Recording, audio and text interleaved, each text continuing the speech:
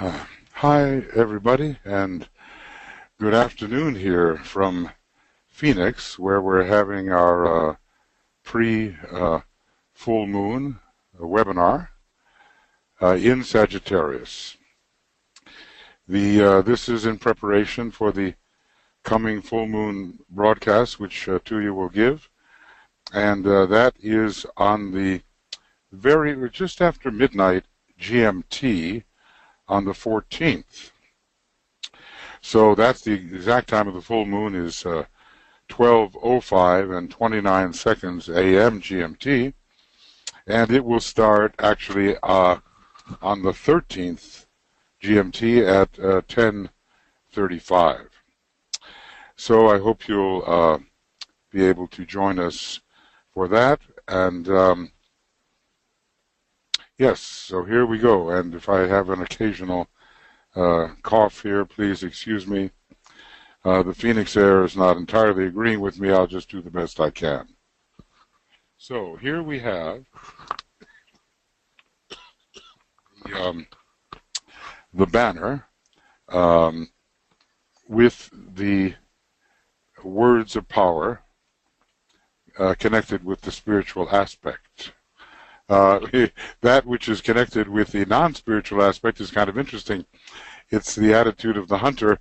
It's simply let food be sought. Well, maybe a lot of Sagittarians know about that one. But this is the higher mantram. I see the goal, I reach that goal, and then I see another. So there is this onward quest leading via one antikarana after another. Both Sagittarius and Gemini have a lot to do with building the antikarana, and the long distance travel to other starry systems is, in a way, in terms of our system, ruled by the outward bound attitude of Sagittarius. Eventually, higher prototypes of Sagittarius will take over, because, Sagittarius, in a way, is a very local thing. It has to do with our local cosmos, even though it's very great within our local cosmos. It is not going to carry us to the absolute central point of the universe, beyond all galaxies and so forth. So higher prototypes will do that, but it's the same kind of impulse, the outward bound impulse, which is returning to the goal from which emanatively we all went forth long ago, and seem to repeat that whole process forever. Every time there's a universe, we stay at home, yes, but we at the same time paradoxically go forth into reduction of scope. We go forth emanatively into a reduction of scope, and become very confined little beings until we begin to awaken to our true origin and then return.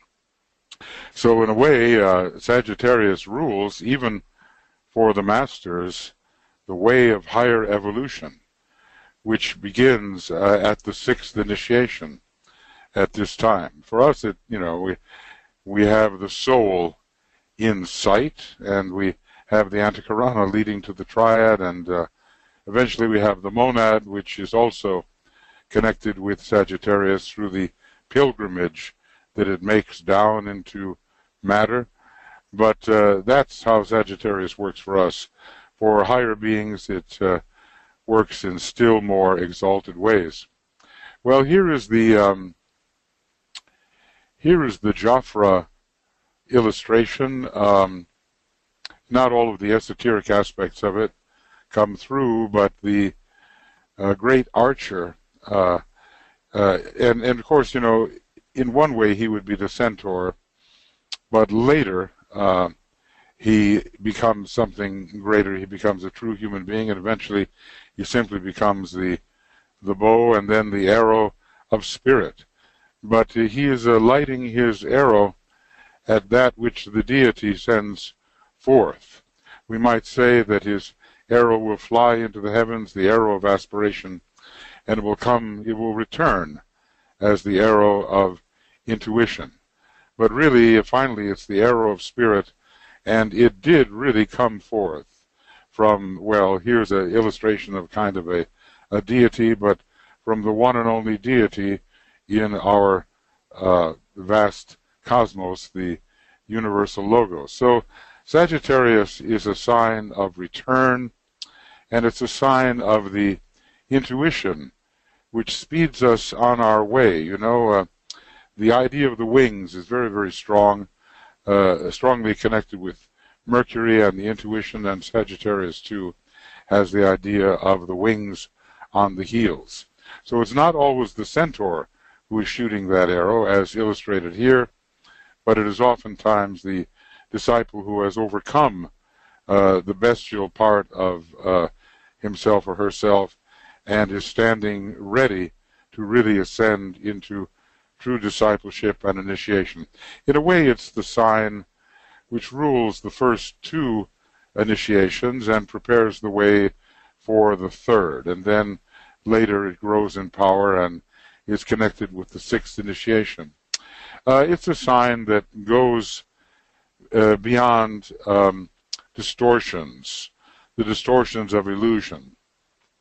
We have often understood that the illusions to which we are prone, are dispelled by the intuition, not necessarily by the mind, the clear beam of mind, the way glamours are dissipated, but in fact the illusions which Sagittarius learns to see through are seen through because it is one of the intuitive signs, and great leaps of intuition are possible for those who are influenced by this sign.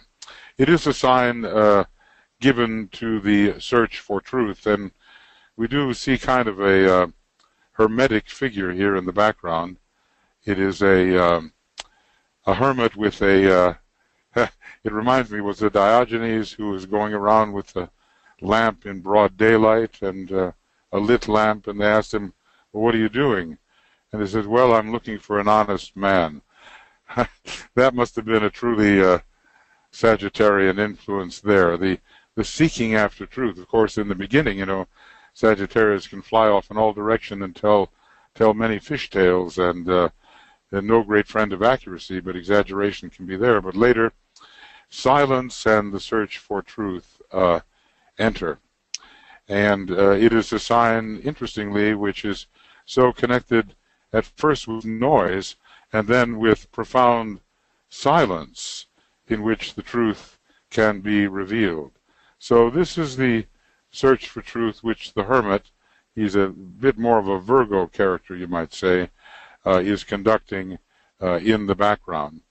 But let's just say the Sagittarian types, once they reach a certain stage of evolution, they do aim high, and they want to overarch and go beyond all of the veils and illusions to which we are subject, and this leads, of course, to initiation. So it's a sign very much aiming at preparation for the third initiation. And maybe if you have a horoscope where there's prominent Sagittarius followed by Capricorn, you'll see a possible transition there to the third initiation, but also to the second as well, even to the first, as Capricorn is ruling initiation in all 5 of the normal initiatory levels leading up to mastership.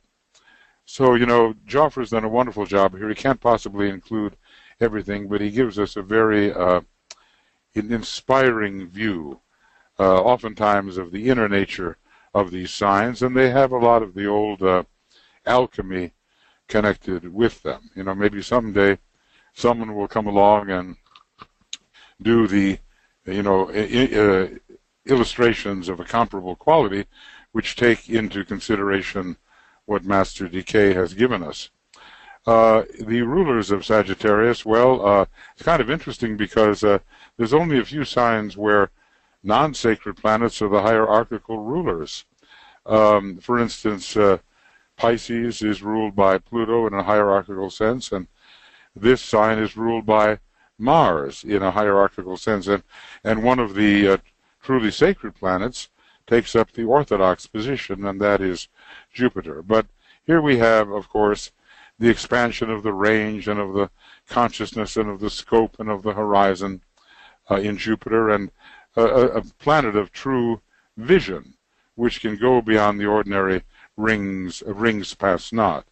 Then the Earth is the esoteric ruler, and it tells us that we have to work hard to make of the Earth a sacred planet, and that we have to make sacred the very Earth of which we are composed, in terms of our bodily and our personality nature.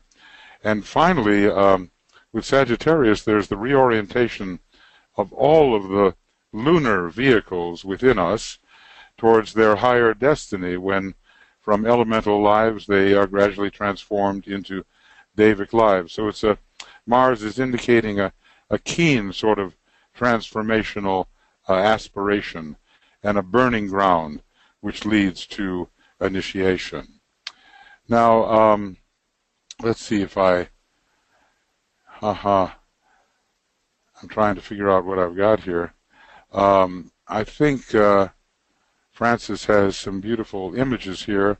Well, this is an earlier image, and we see again the high aiming of the Sagittarius, and he's on the white horse, like the Kalki avatar. And there has been a purification that has occurred as a result of the struggles in Scorpio. So because of the purification, it's no longer a black horse, a brown horse, whatever.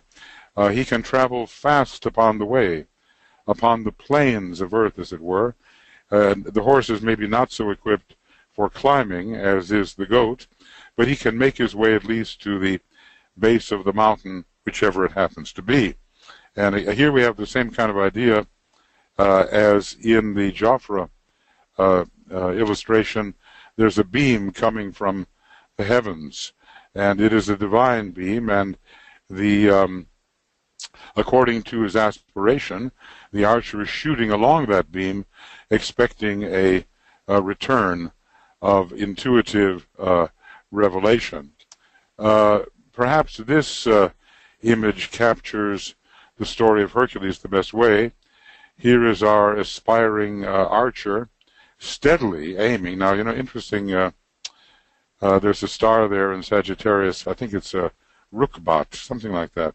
And it means steadiness of stance. And the archer has to have not a nervous or a moving kind of stance as he aims towards his target, but great steadiness while he takes his aim. But what he's really aiming at here is the initiatory possibility, which is shown by the light on top of the mountain of initiation.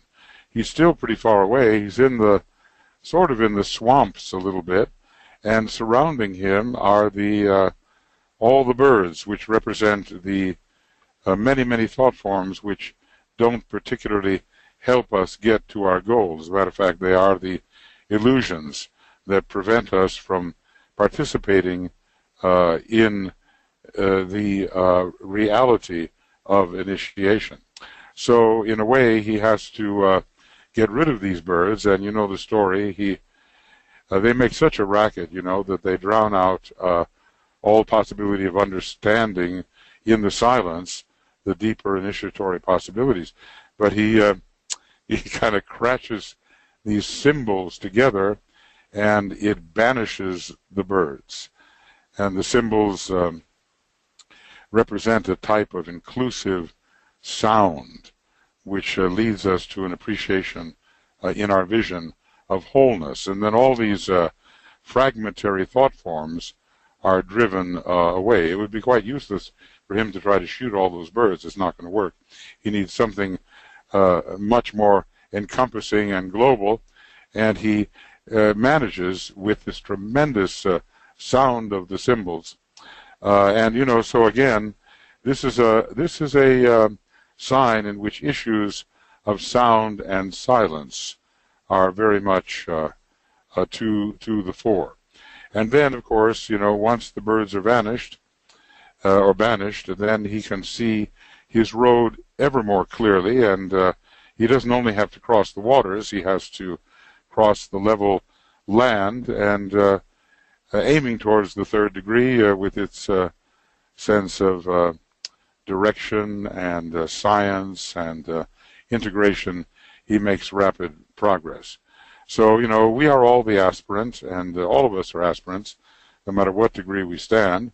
Even the Christ is an aspirant to some higher Syrian possibility. So we never lose sight of our aspiration and what it takes of fire to get us there. I seek the way I yearn to know, visions I see, and fleeting deep impressions.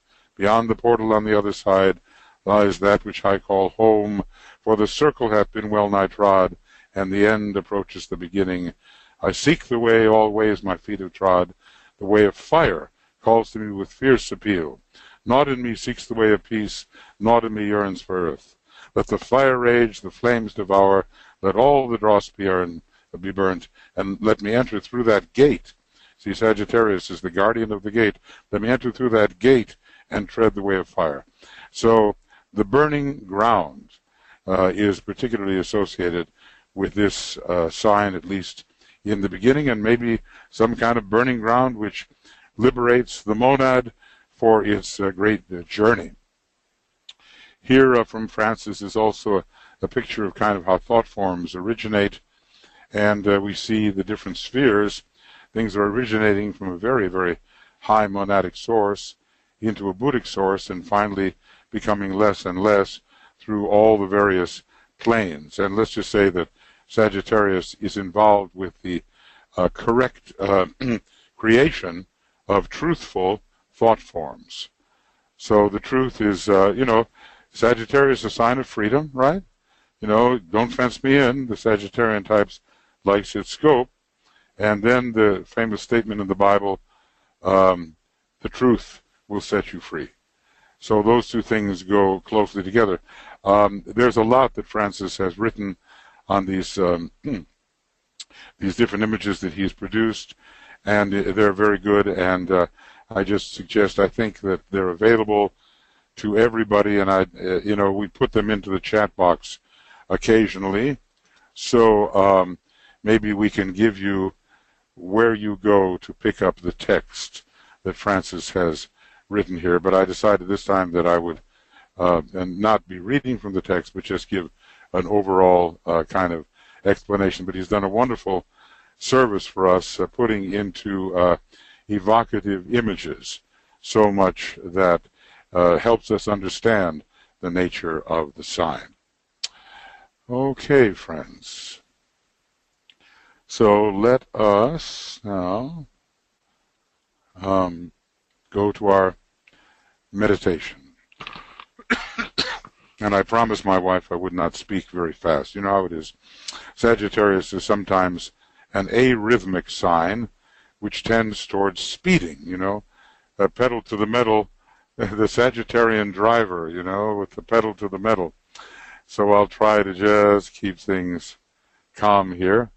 And, we're still at least 24 hours away from the actual full moon, but we can intensify our orientation towards the light, and if we ever have to clarify the direction in which we are going and why we're doing it, and the steps we must take, this is the time to do it. How the Tibetans said every month you would work with a particular sign and you would build its qualities into your nature, and by that, of course, it means not only your personality, you're building its qualities into the causal body. And every one of the 12 petals of the egoic lotus is connected particularly with one sign, and yet in a way with all of them. So there's a whole study of the development of the human being according to the unfoldment of the egoic lotus and the astrology and rheology which is involved in each type of unfoldment. And I've got that in a video book, and one of our strong helpers is translating posing it into written form.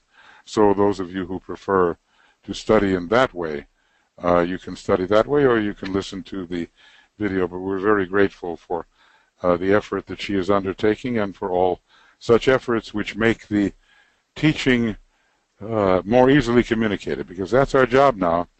Sagittarius is the great communicator of the teaching. You know, I can't help but notice that Alice Bailey died in Sagittarius, and she was a Gemini, you know, so she died in exactly the opposite sign. And I keep on thinking what that may mean for the dissemination of the teaching in her next incarnation. So we're in this day of dedication, dedicating the mind to the truth, and before long, 12 hours before the actual full moon, we'll be in the day of safeguarding, where we're receiving and holding the energies, and then finally the days of distribution on all three levels of the personality. All right, so let us proceed.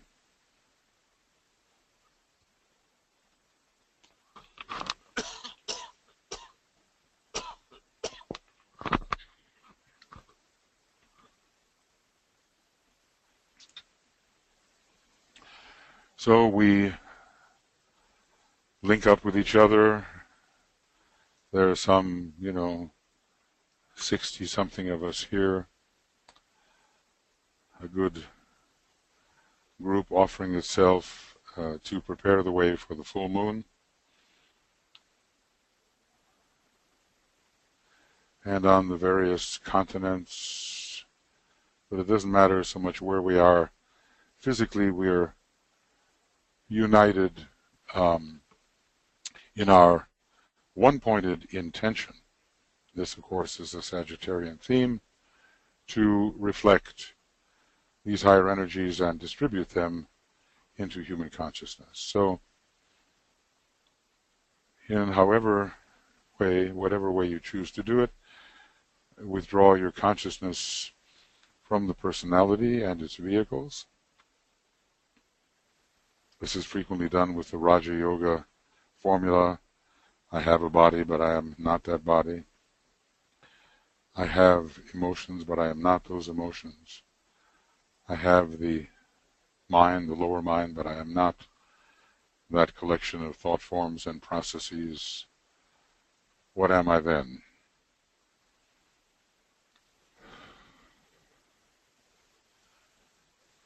And I am the soul, the consciousness, in a way the disembodied consciousness, in terms of the personality at least. So we enter then into the presence of that presence called the soul. We enter together, imagining a group consciousness that we will call the group soul. And we feel ourselves established as a soul within the field of light and love and spiritual power. And we can envision this.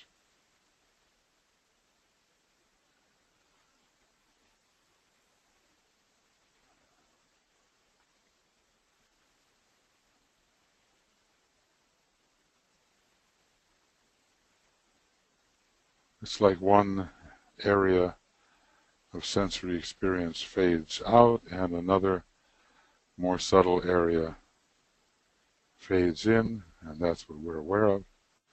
So we merge ourselves as a soul into a deep sense of the present group soul.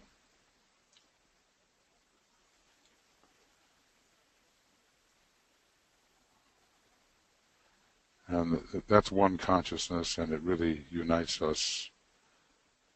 There are no real barriers between us in the state of soul, and we are within one consciousness, though the apertures of vision are many, still it's one consciousness.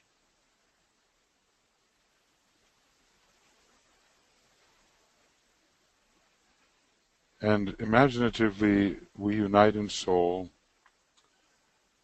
with the spiritually minded people of the world, let's call them the new group of world servers, or those who are almost members of that group, and also uniting with the men and women of goodwill all over the world, uniting not in personality but in the light, in soul.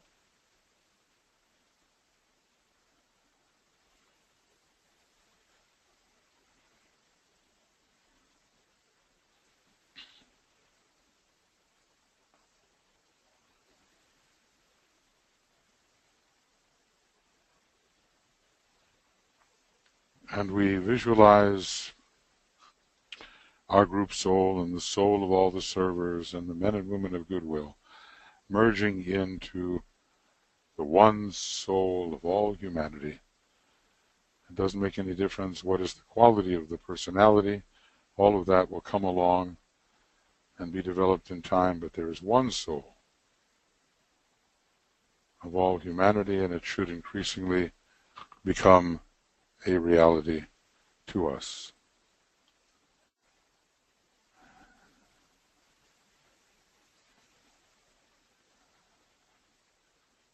And we realize that there is essentially no my soul and thy soul, as we're told in the fifth rule for disciples and initiates in rays and initiations. But in fact, if we could really realize it, the mantram, the ancient mantram on the second ray, naught is but me, capital M for me, something inclusive of all the little me's. Naught is but me.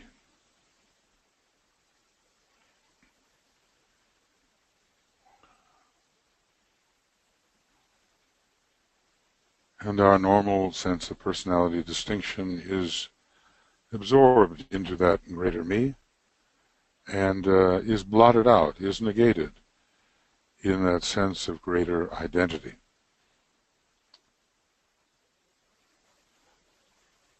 We have a point of focus on the mental plane, the mental unit of the group, and we feed that, as it were, imaginatively with aspects of the soul will, the seven-ray aspects of soul will, which we could all use and must use: the will to initiate,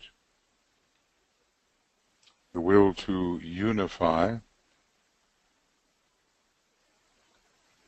the will to evolve, the will to harmonize,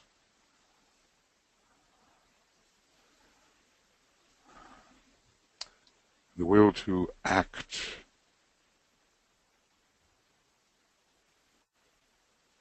the will to cause,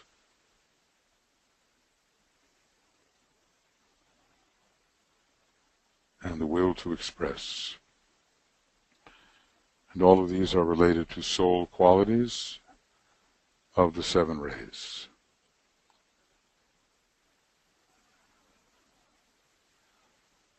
So as a group we absorb these aspects of soul will, and we're uniting group soul and group personality by doing this.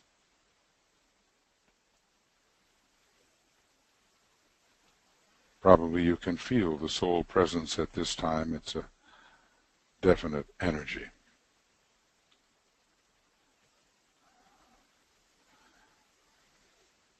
And each one of us, we are building the Antakarana, not just in one life, but over a number of lives, the Rainbow Bridge. And DK tells us to think of it as individually, as if it has two colors: the color of the soul ray and the color of the personality ray. Now, we may not be exactly certain what they are, but if not, we use the indigo color of the second ray. So there on the screen are the seven colors we can use.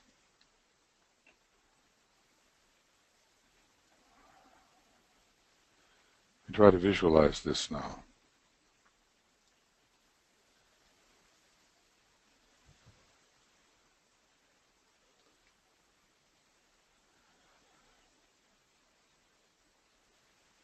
This Antikarana is going to, as it were, pass through the triadal permanent atoms on which the triadal vehicles will gradually be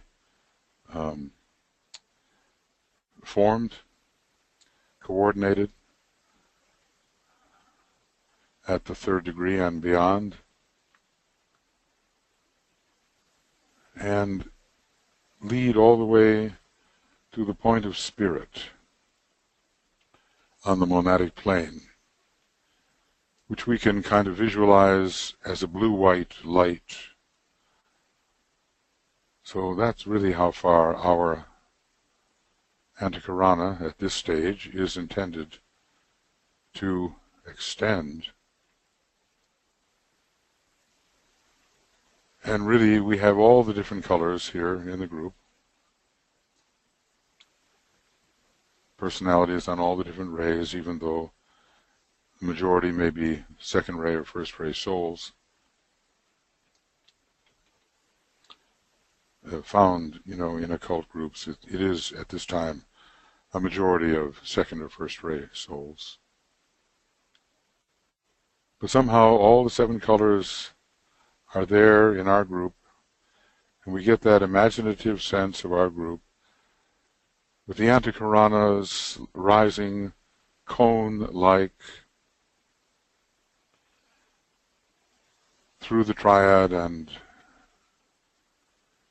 touching the point of pure being, which is the monad.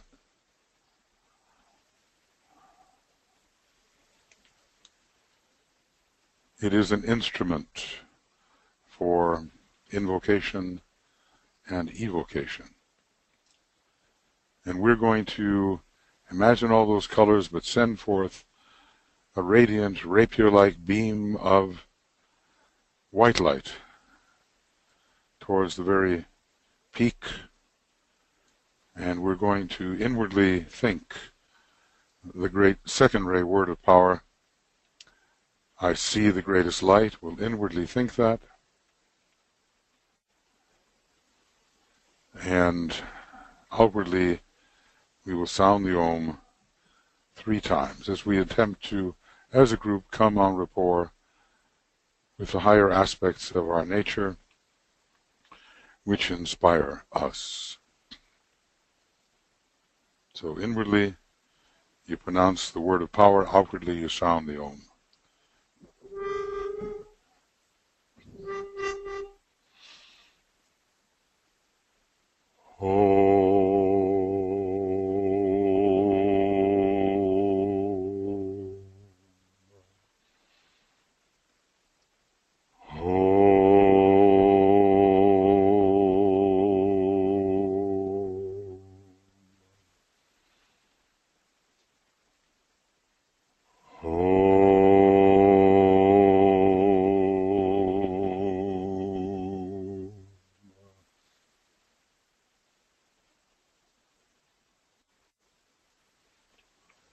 Really, for us, the greatest light is of Shambhala. It's called unfettered enlightenment.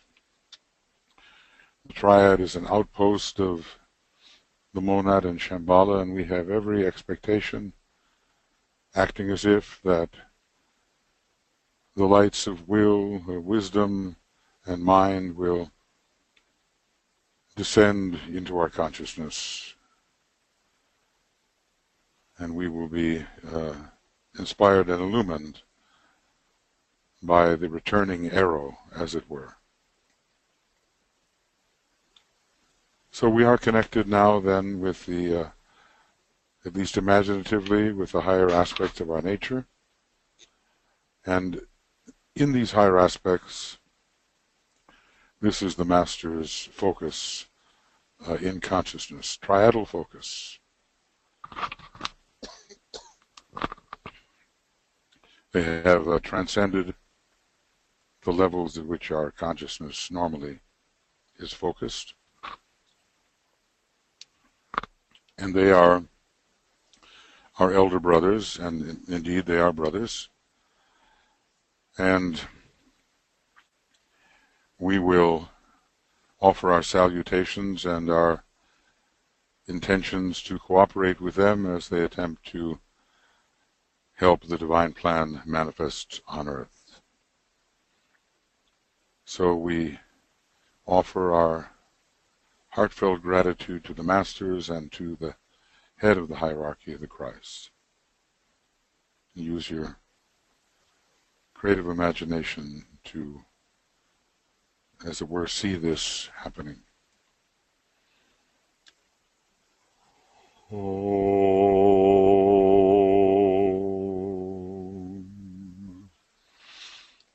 Salutations to the Christ, the Master of all Masters, the teacher alike of angels and of human beings.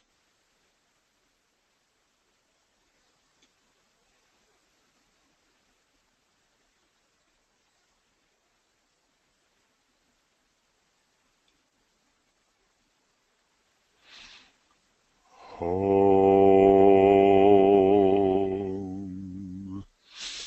Salutations to the triangle of masters with whom at this time we most closely work, the Masters M, KH, and DK, and they form a triangle around the Christ. So one at a time then. Om.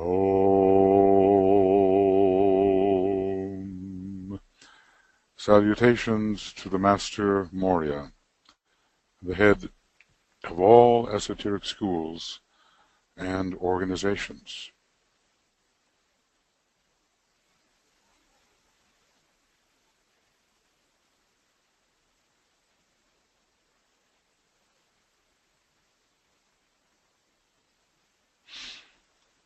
Om. Salutations to the Master Kutumi. He is the coming Christ of the age of Capricorn, and now his ashram is most responsible for preparing for the reappearance of his brother, the Lord Maitreya, our present Christ.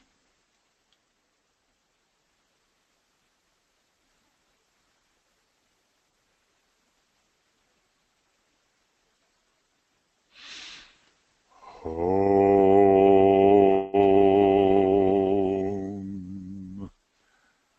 Salutations to the Master Jwal Kul, who has given us the blue books and is responsible for imparting so much of the educative material coming out of the work of Master KH.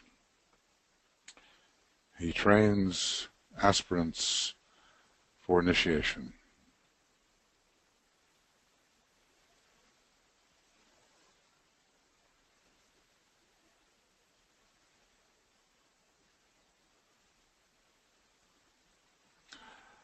Om. Salutations to your own Master as you conceive him to be or know him to be.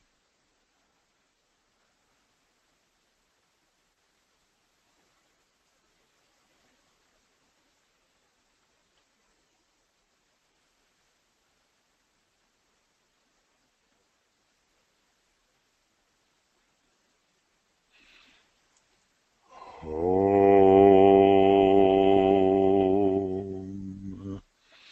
Salutations to the entire spiritual hierarchy of our planet, all the ashrams, sub-ashrams, and the initiates in those ashrams. Salutations.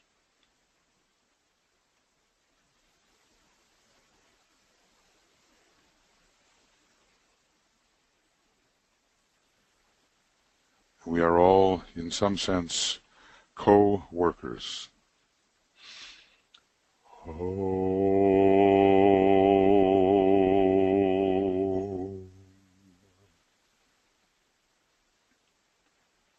And now we imaginatively raise our thought to Shambhala, the center where the will of God is known. And with deepest reverence and in all humility, we attempt, identified as a group soul, to attune with the presence, the will, the quality of the Lord of the world, Sanat Kumara, standing at the center of the highest center on our globe, Shambhala.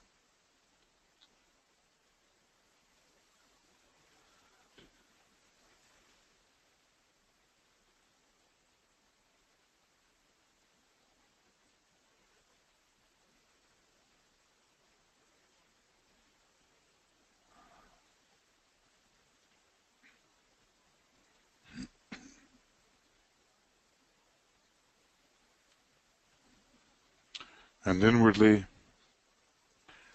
as we are imagining this group contact, it has to be a group contact really, because even masters of the fifth degree cannot just go into Shambhala anytime they want.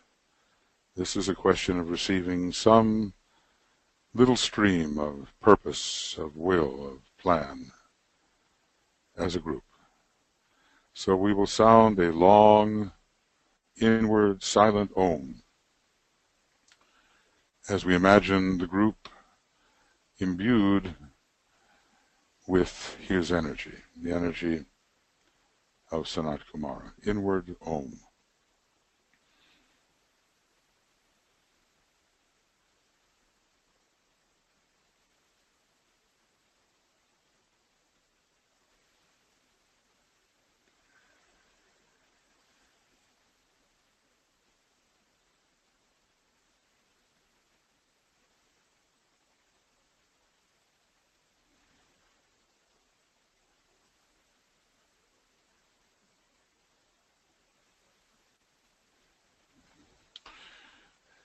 And thus, increasingly, the will of our planetary God will be a governing factor in our lives.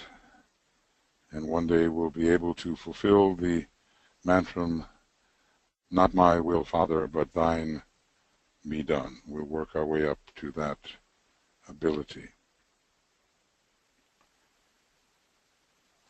Now, we imagine ourselves as a point, a vivid point of light, of love and power.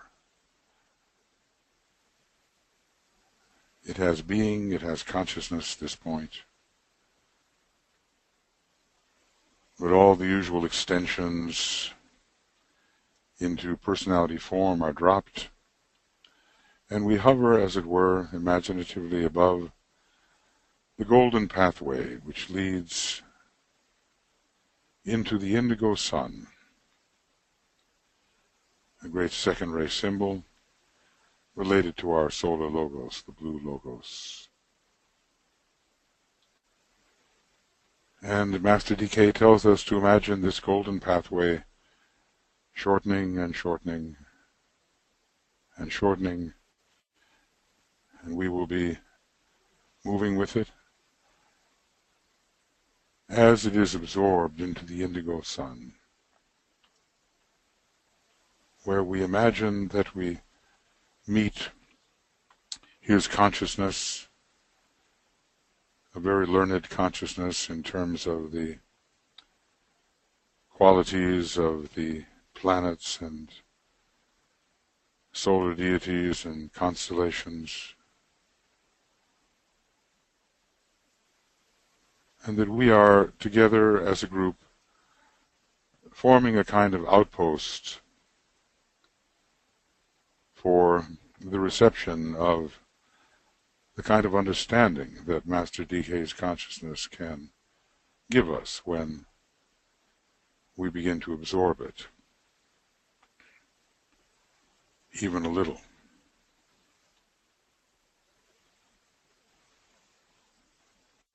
So as this point of light, love and power, we are as if within the indigo sun, and as if aided by his profound consciousness and understanding in our approach to the planets and the stars.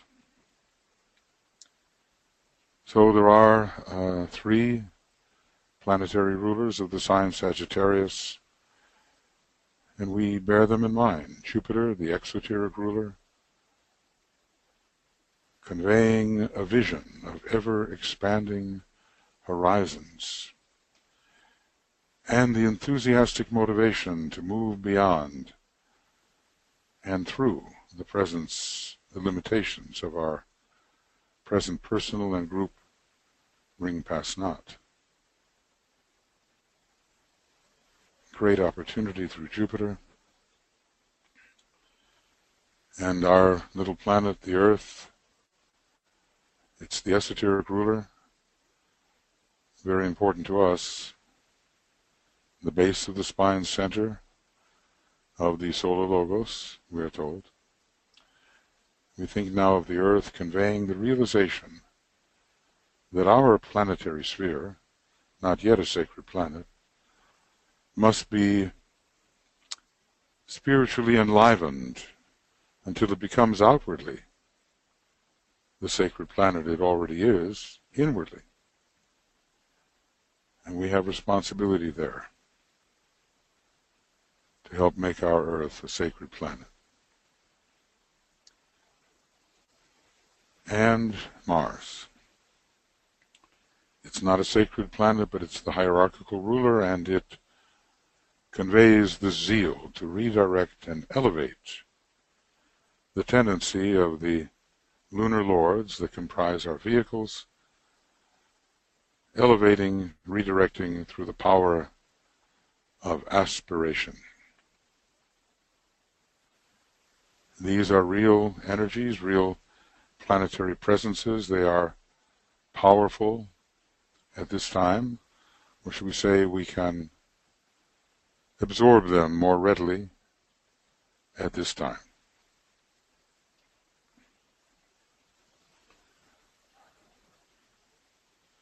So first we'll ponder on the power of Jupiter in relation to Sagittarius. What can it do for us and for our group? It can extend our vision of truth and reality. It can expand our consciousness to embrace an ever-widening ring pass not. There's a lot of what Master DK does that is not only connected with Mercury, but with Jupiter as well. Expanding our vision and point of view, our perspective. So together we embrace the positivity of Jupiter as a real energy present now, its assurance of beneficial growth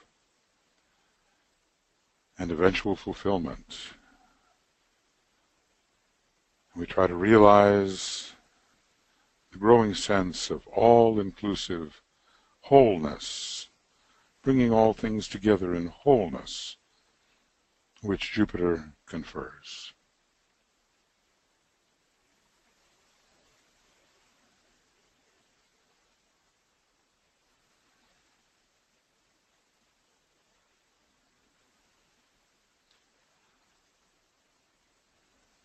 So it's a big embrace of that which surrounds us, and realizing that all these fragments, fragmentary perceptions are just illusions, and there is a thoroughgoing, supportive, overarching wholeness in which we are living and moving and have our being. So we invite that Jupiterian stream of energy into our life, into our group, into our groups. It rules the heart center of the disciple, the expanding heart.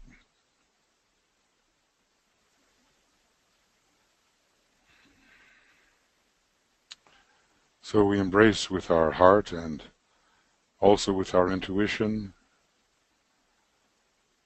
that which surrounds us and see it as one.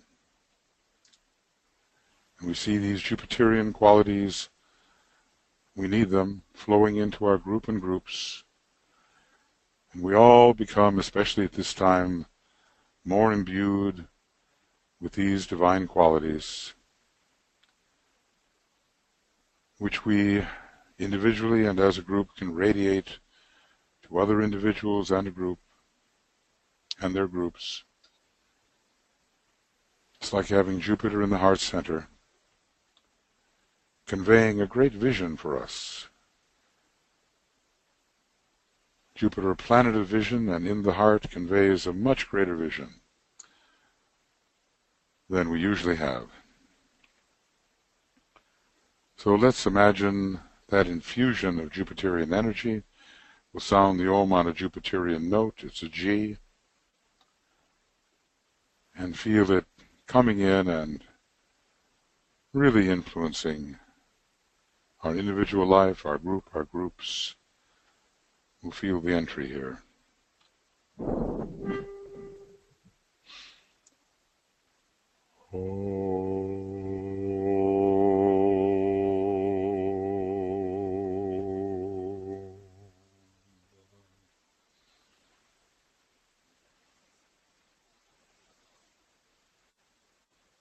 We've got to deal with these planets at these times as if they were living beings and as if their energies can truly enter our lives in more concentrated ways than they otherwise do. Then our beautiful little blue-green planet, the Earth, blue for the second ray, green for its third ray personality. The esoteric ruler of Sagittarius. And what can we accomplish coming in esoteric rapport with the Lord of the world and eventually with the planetary logos as a whole, seventh initiation, long time.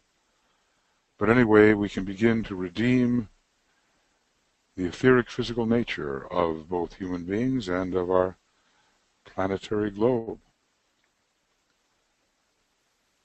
Earth is much connected with the ethers. We can revitalize these lesser and greater etheric vehicles in ways which disengage us and disengage them from the backward-leaning lunar, retrogressive lunar tendencies.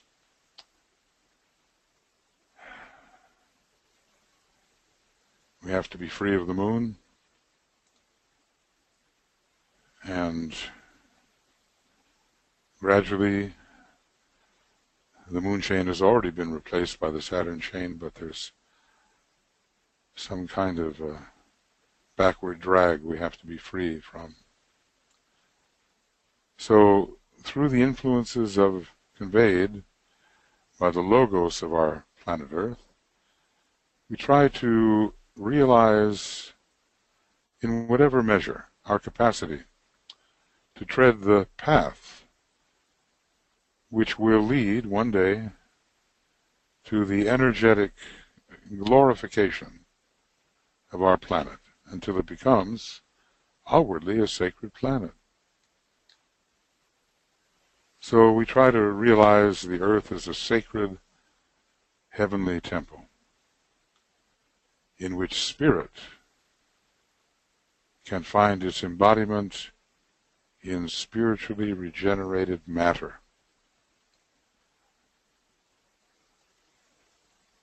We have a lot of matter that's not redeemed yet. It's coming from the moon chain, it's coming from the previous solar system, but it's on its way to redemption, and that's all the way from our own little vehicles of the personality to the larger conditions of the lower mental, astral, and etheric physical planes. So we will open our consciousness to impression, born upon the stream of energy emanating from our earth, the circle with the cross inside.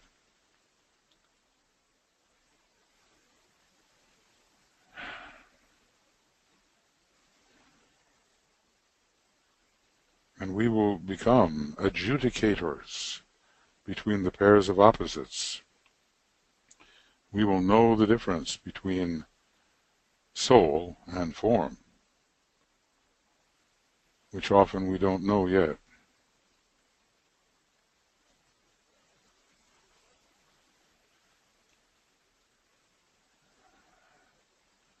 And all of our efforts will be directed towards slowly making our planet a truly sacred planet. And this may take millions of years, but every little bit helps and counts.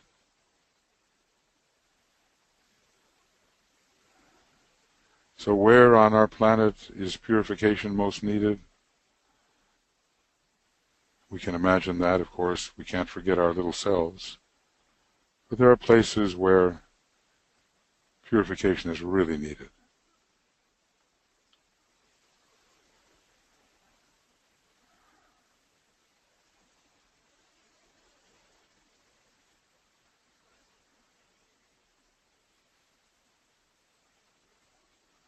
And we meditate upon and pray for the purification of the personality of all members of the human race, and beyond that, the purification of the lower kingdoms as well, since we are the macrocosm for those lower kingdoms. And we'll sound an Om. We'll use, I'll use a G again because it's the soul ray of the earth, the second ray. And we'll watch those energies of purification and coming sacredness flow in to our lives and our groups and into humanity as needed.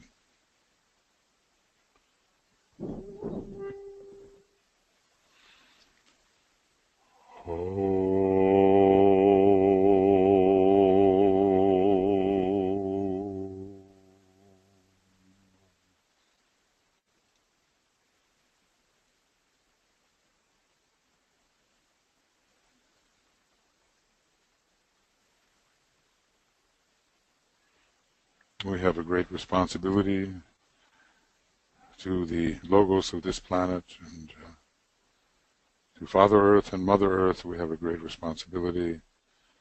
And when we fulfill the divine plan, we are carrying out in some small measure that responsibility. Now we move to come en rapport with the hierarchical ruler, the red planet, really red-orange, planet Mars.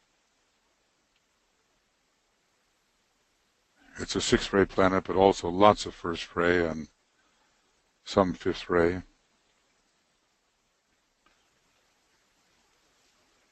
We consider Mars as the planet stimulating the power of aspiration, a scientific method of elevation, until aspiration becomes transmutation and the uplifting into the spiritual aspect.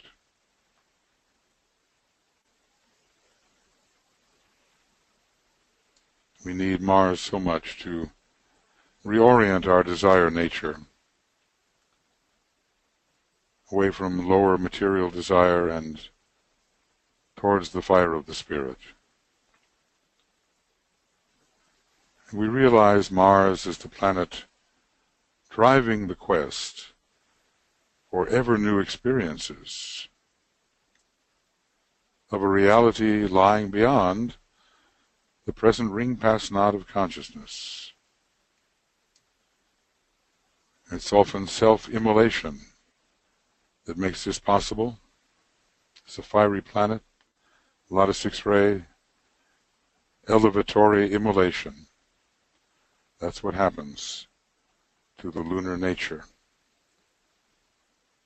Until the lunar lords return much equipped to their place of waiting, and will be rising because of their contact with the human spirit. So we somehow realize how important Mars is, impelling towards the treading of the way of higher evolution, which leads the outward-bound monad towards its truer home in those distant constellations which form the chakras of our local cosmic logos, our local one about whom naught may be said. Mars can so easily be abused, just leading into conflict over the fulfillment of one's lower desires, but when it becomes valiant, when it becomes heroic, we as disciples, we all need it.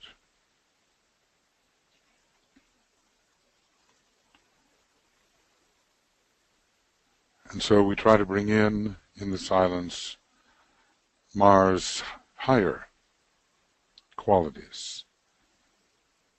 Its more valiant, heroic, transcendent qualities. We all need this.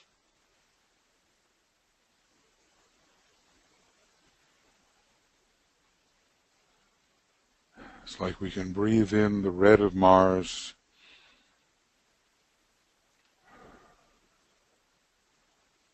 but make sure that it serves higher purpose. We try to realize where we need this and where the world needs this. Changing conflict into a higher form of purposeful action.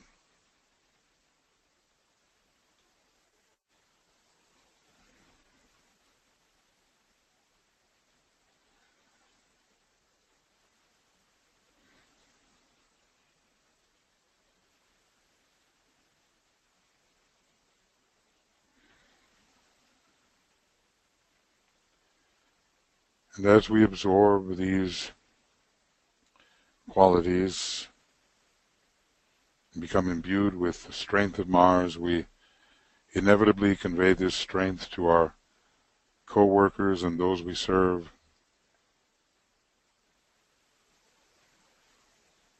So we'll sound the Om, we'll do it on the red note, C, and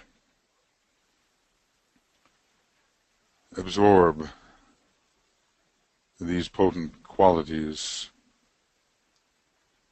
which can render us really energized, effective disciples.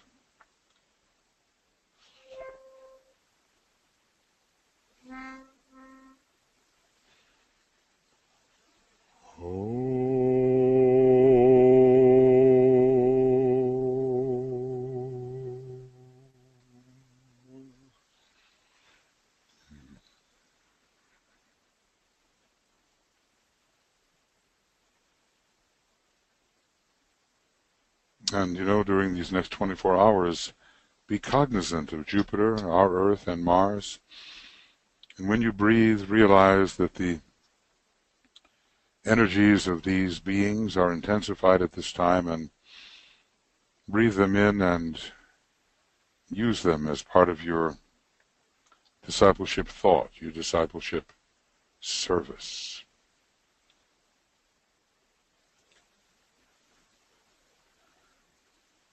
Now we will go even further, thinking of the great solar God. When we look in the sky, we see the sun. There is the outer expression of the great solar logos, the God of love, wisdom. Our God is a consuming fire. It's the fire of love and wisdom. We take the sun for granted, but esoterically, it's amazing.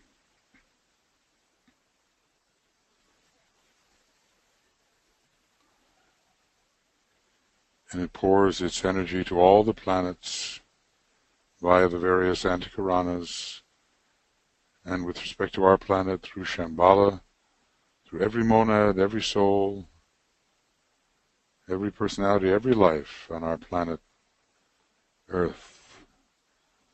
We're in the great system of this heart center, our solar logos. Heart center in the local cosmic logos, the 7 solar systems of which ours is one. So not just the sun in the sky out there, but each one of us is a sun unit, as a spirit whose home is within the sun.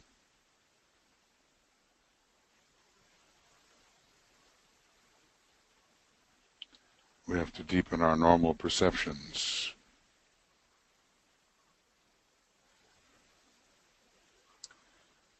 And we'll get that feeling of being a ray of the sun, a monadic ray of the sun, sounding the note G, the second ray note, or a second ray note.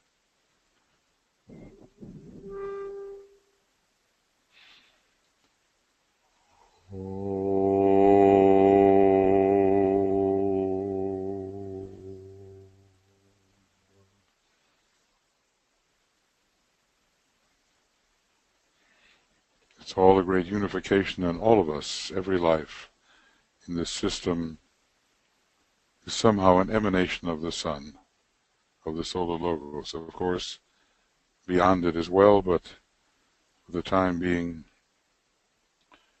that's our place of centrality.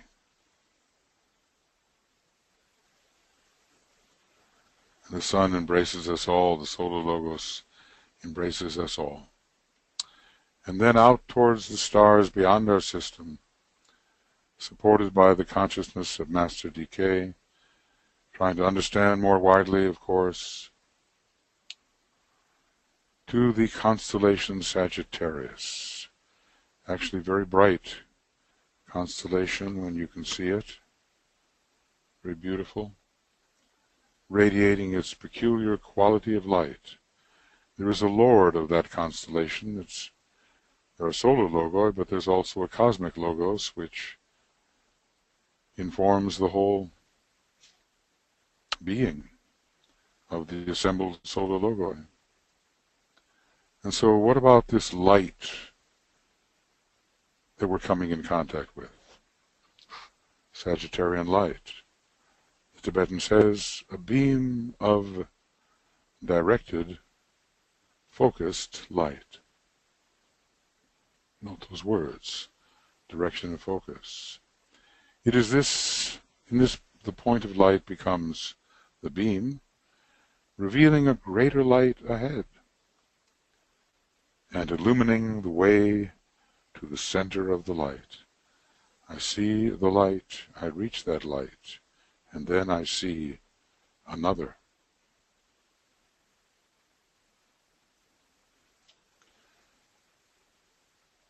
So at this time of potent Sagittarian energy, increasing in intensity towards the full moon, we open ourselves to the feel of the energy quality of Sagittarius. So closely related to the 4th ray of harmony through conflict, the 5th ray of concrete mind and science, and most intensively, to the 6th ray of devotion and idealism.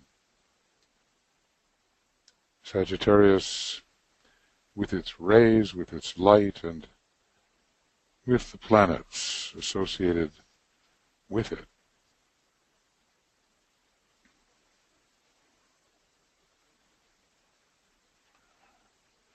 It will always make us progressive, and we will always be a moving point of light, moving in a certain direction, with keen focus, moving onward, intensifying the light to which we are exposed, intensifying all those spiritual qualities as we move into them.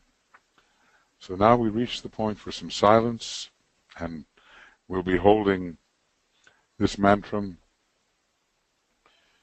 in our minds during the coming 24 hours.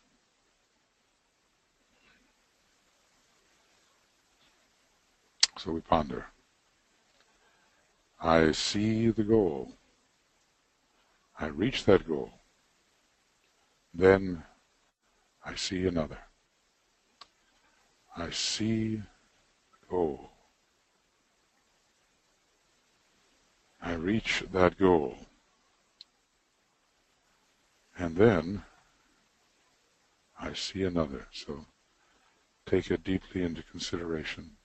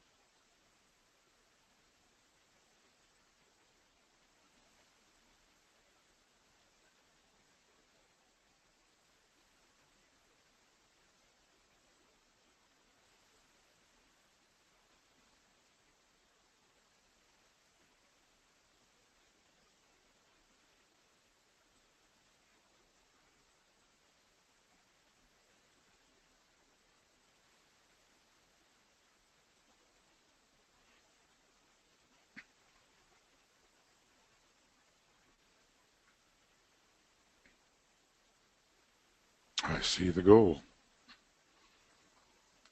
I reach that goal. And then I see another.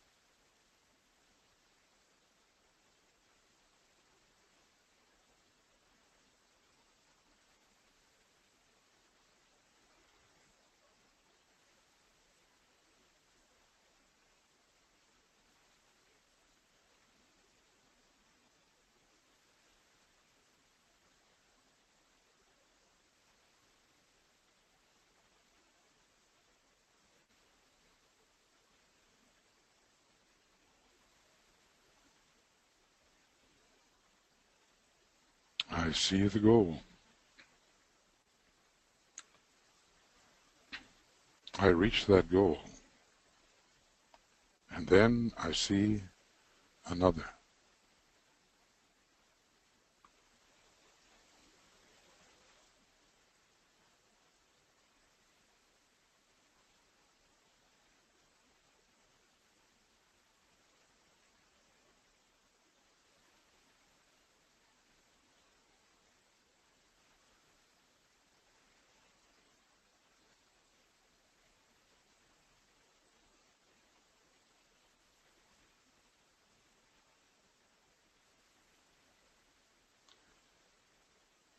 We will carry this mantra through the hours ahead.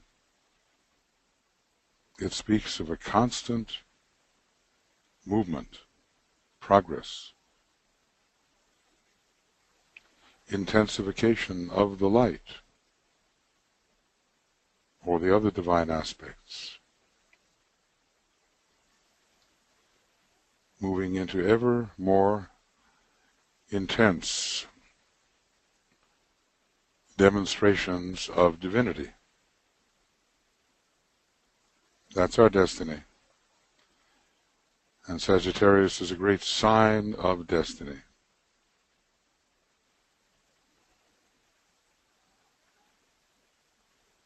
We keep moving until the emanative outgoing is completely retracted and we return from whence we came.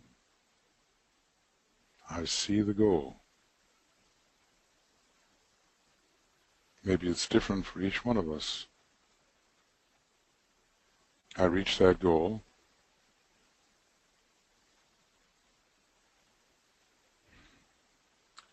And then I see another.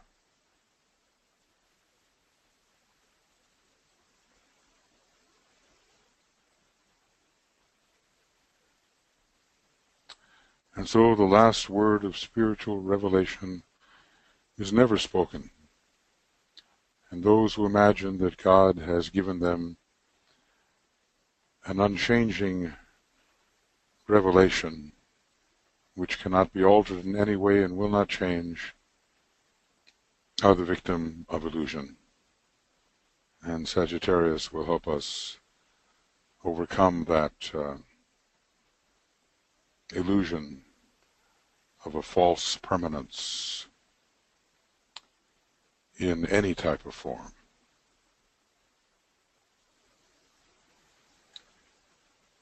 And so, here we are.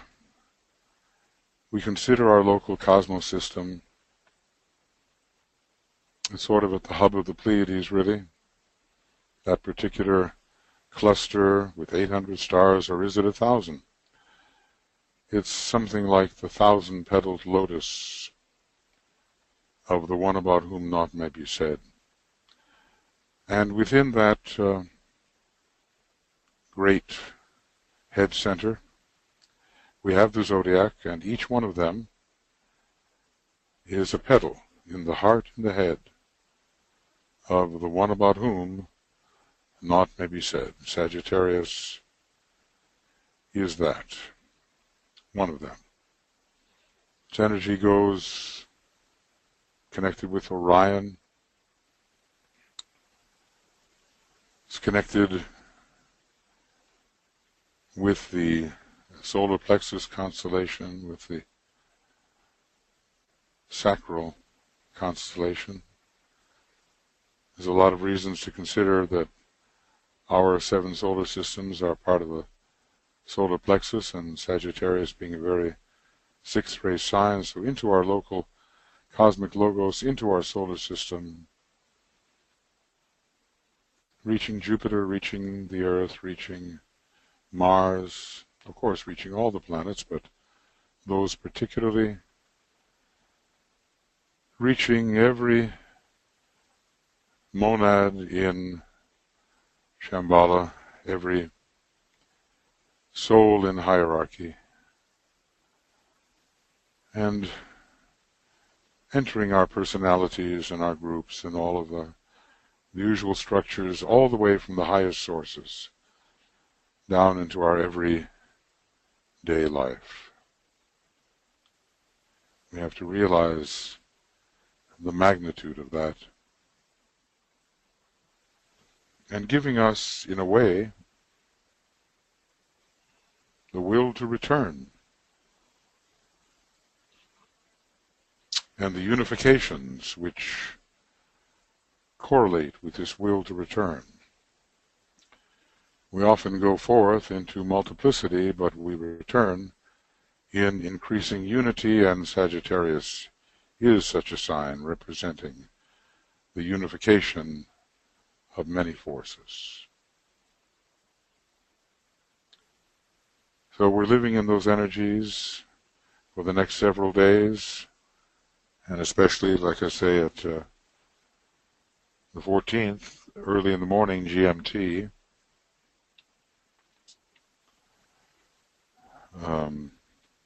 12:05 and 29 seconds, right after midnight, and wherever you are, it'll be about an hour and a half before that, the full moon broadcast begins, so just figure out the full moon moment and in your particular location, and then subtract an hour and a half, and you can begin joining with us in the broadcast that is coming up.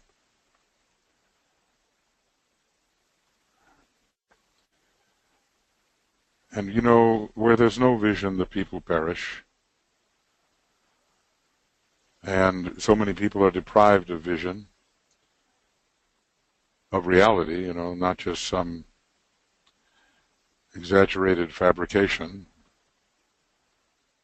But let's imagine that Sagittarian energy coming into the places where it's most needed, where vision is most needed, going beyond the stultifying, limiting visions which people fight for and which are so untrue. Let's imagine the Sagittarian energy flowing into a place or places that you see really need that energy in a high quality way.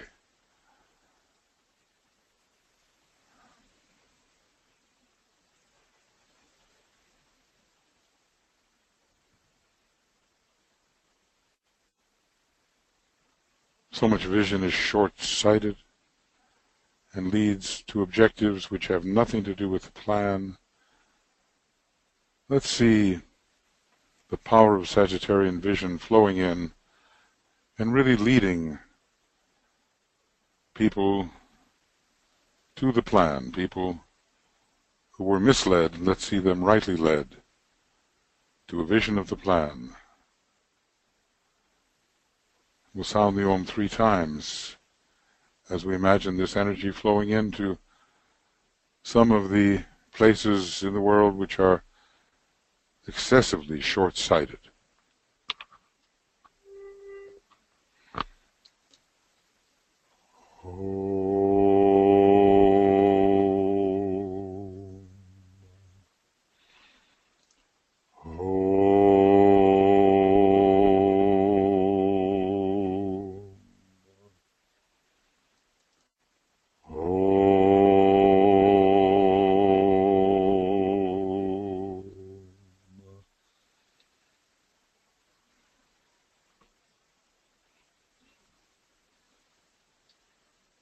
When energy can be misused or used correctly, let's always imagine the use of these energies in terms of our understanding of the divine plan. So now we will close with the great invocation and the sacred word 3 times, imagining the light, love, and power, the will, which are invoked in this invocation, flowing into humanity, strengthening its consciousness, strengthening its application of spiritual principles. You can say this aloud where you are. From the point of light within the mind of God, let light stream forth into the minds of men. Let light descend on earth.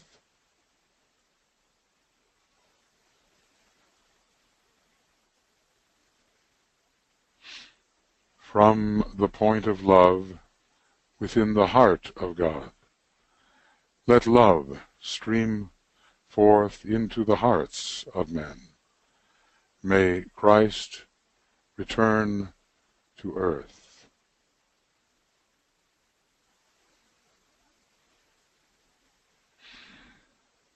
From the center where the will of God is known, let purpose guide the little wills of men, the purpose which the masters know and serve.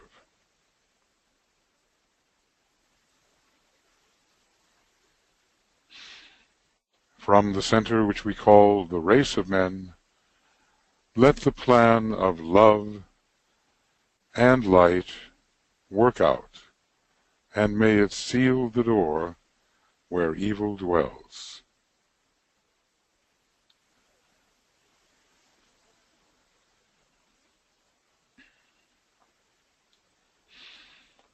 Let light and love and power restore the plan on earth.